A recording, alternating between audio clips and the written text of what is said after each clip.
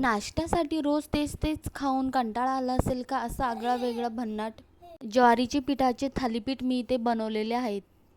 झणझणीत आणि हेल्दी ज्वारी पिठाचे थालीपीठ इतकं खरपूस आणि टेस्टी लागतंय की मुलंही आवडीने खातील आणि तुम्हालाही आवडेल. व्हिडिओ शेवटपर्यंत बघा, कुठेही स्किप करू नका. मी एक सिक्रेट टिप सांगणार आहे. तुम्ही खरंच माझ्या प्रत्येक रेसिपीला खूप छान सपोर्ट करत आहेत. थँक्यू.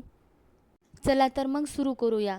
मी इथे छोटासा टोमॅटो घेतला आहे, त्याच्यानंतर 2 हिरवी मिरची घेतली आहे, त्याच्यानंतर पालक आणि कोथिंबीर आणि एक छोटासा कांदा. तुम्ही क्वांटिटीनुसार इथे सामान घेऊ शकता.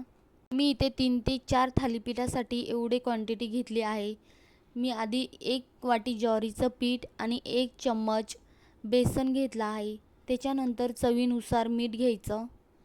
मी इथे बेसन टेस्टसाठी घेतला आहे. 1च चम्मच घ्यायचं, जास्त घ्यायचं नाही.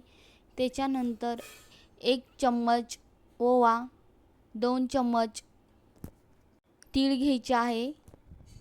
त्याच्यानंतर इथे तुम्ही बघू शकता अशा प्रकारे मी मिरची, टोमॅटो, पालक, कांदा आणि कोथिंबीर कट करून घेतली आहे. हे पूर्ण साहित्य बॅटरमध्ये टाकून घ्यायचं आहे. त्याच्यानंतर हलकंसं थोडं पाणी टाकून बेसन पीठ जसं भिजवतो आपण तसं थोडं थोडं पाणी टाकून बॅटर तयार करायचं आहे. विहान अँड आई व्लॉग या चॅनलला सबस्क्राईब केलं नसेल तर नक्की सबस्क्राईब करा. त्याच्यानंतर इथे घेतला आहे मी गरम मसाला 1 चम्मच, 1 चम्मच धने पावडर, 1 चम्मच हळद. हे पूर्ण व्यवस्थित छान मिक्स करून घ्यायचं. इथे तुम्ही बघू शकता अशा प्रकारे मी इथे भिजून घेतला आहे. 5 ते 6 मिनिटासाठी याला झाकण ठेवून बाजूला ठेवायचं. त्याच्यानंतर मी इथे नॉनस्टिकचा तवा गॅसवरती ठेवला आहे. थोडंसं पाणी टाकून तवा पुसून घ्यायचा, जेणेकरून थालीपीठ आपलं खाली चिटकणार नाही.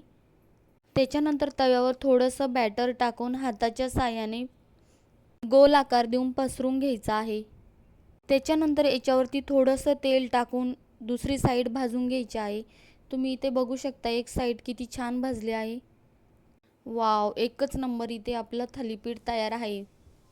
तुम्ही हे दही, लोणचं किंवा टोमॅटो सॉससोबत खाऊ शकता. अशी रोज हेल्दी रेसिपी पाहिजे असेल तर आत्ताच सबस्क्राईब करा. व्हिडिओला लाईक करा. कमेंटमध्ये नक्की सांगा तुम्हाला हे थालीपीठ आवडलं का? मुलांसाठी तर परफेक्ट नाश्ता आहे हा.